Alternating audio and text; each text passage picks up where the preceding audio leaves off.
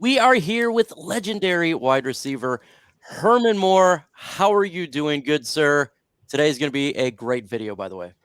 Yep, I'm doing well. I'm always excited to join you and talk Lions football. People don't realize, man, that I never leave the game. I may not be out as much talking about it, but as you know, here on LNU, on Lions Nation Unite, we talk nothing but Lions football. But I live and breathe it, and pretty excited still with all this happening. But I know we got some really good things to talk about today, Mike. Definitely got some really good things to talk about today. But before we do that, folks, make sure you go ahead and hit that like button really quick. Let's get to, I don't know, 200 likes in this video. I think we can definitely get past that. With your like, it does help, and it's free to do so. So we're just going to go straight into it. All off season, Herman Moore, you've heard it. Everybody heard it. Jameson Williams. And we all wanted to see something from him. And tumultuous time. Let's just, getting suspended for 6 games. And now with this latest injury, what is your thoughts all the way around about Jameson Williams? And then maybe even talk about his play and what you see. So we have to go back to when he was initially drafted. A lot of people were talking about they think it's a great pick, but there were still concerns about the fact he was coming off of an injury and being taken in the first round. But aside from that, everyone knows that he's a top talent. I don't think anyone's necessarily denying that.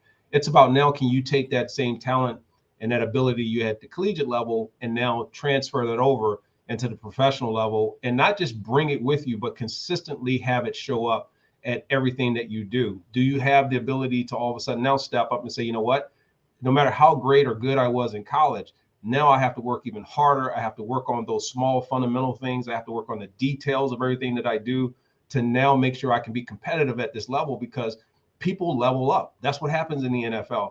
And now you look at some of the unfortunate things that have taken place that have set them back a little bit, being injured, coming back from injury, then having a suspension, and now, having another injury.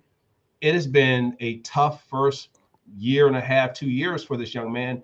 But I don't think it's time to give up on him as much as I think it's time to bring him in and embrace him a little bit more. And when I say that, Mike, what I mean is work on just really making sure someone's around him, feeding him the positive mental things that he's going to need.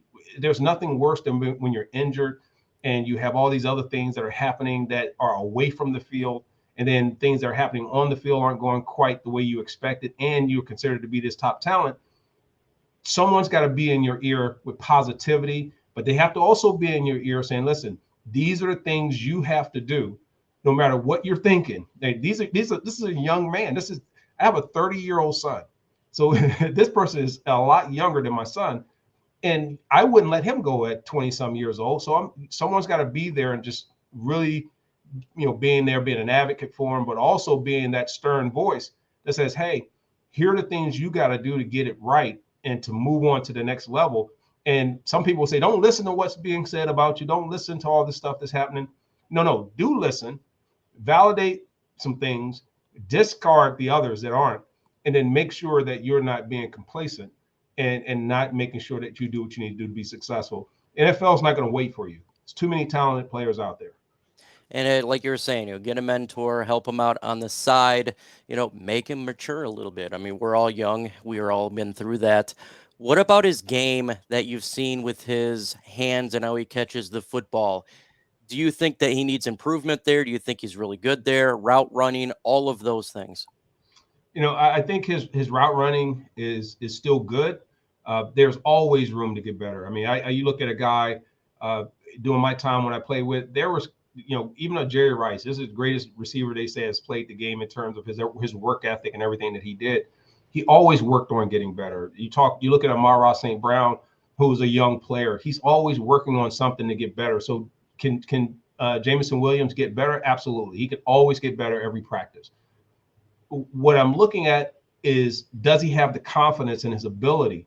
Does he have the confidence, because he hasn't had the time to be out there on the field, to get the repetition, the reps that he needs, and to have the play and the real full-time activity to go out and be able to perform at the professional level?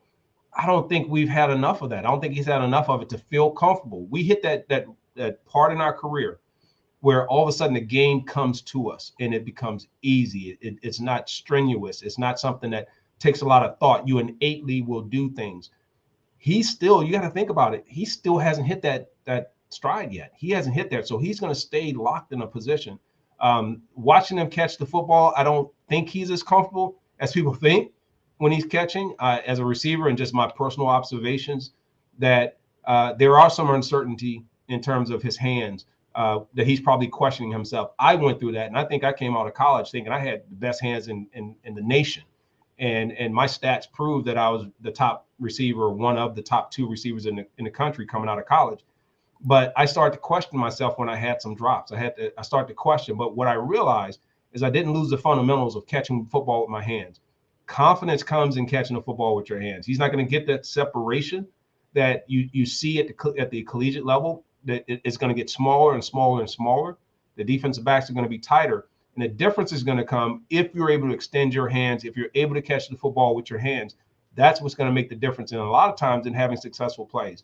So I'm trying to get a gauge of that, but that's going to come with consistency. That's going to come with seeing him on the field quite a bit, seeing him being targeted, seeing teams knowing you're going to throw the ball to him. Can he defeat the coverage when you know he's the target? Those are things that we just haven't seen answered just yet. And unfortunately, it looks like it's going to have to be a little bit longer before we see that. To the fans who may not know the difference between catching a football with your hands or your chest, can you give them a quick view why you want to do it with your hands instead of your chest? As I said before, you usually want to use your hands because, one, I think that shows ultimate confidence in a wide receiver. If you're a hands catcher, you're considered more of a pure receiver in catching the football, because regardless of where the ball is, you give your quarterback a bigger radius, a bigger target to catch the football. And then the ability to have strong hands and to catch balls on the move and to catch the football that's thrown to you, high ball, the lower, the side, and all those things. And then you don't have to bring your body to it, because that means more time. That means you may not be able to get there if you're having to be a body catcher. And we've seen that happen with a lot of receivers who can get by with it on if you're possession style receiver sometimes. But when you're a guy down the field, someone's going to be draped over you. There's going to be a guy that's going to be really right behind you, swinging at your arms. And if you're waiting for it to come to your body, they can knock that out. Versus if you extend your hands and you extend your arms, what's nice about that, you create range and distance away from that person. And I just think it's a whole different level of confidence that comes with that. So it's important that you work on that skill, because that's another tool that's an advantage for a wide receiver. And to have success at the NFL level, Mike, you have to be able to catch the ball with your hands. Mm-hmm. You have to be able to catch the ball with confidence. You have to be able to catch that ball, get it in, but be strong with it. And, right now, I would like to see him get a little bit stronger up top too. We could talk about his hands and catching and all those, but there may be a little bit more size I think he could put on without. And if that means compromising a little bit of your speed, so be it. But I think you gain durability. I think you also gain that confidence to have a little bit more physicality when you're playing. So that's what I'm looking to see. How does he transition from where he came in, regardless of how that was? And how can he now start to move the needle, both in his talent, in his mentality, and then also in his contribution? We look at Jameson Williams this year. He's going to start week 7. That's when he comes here.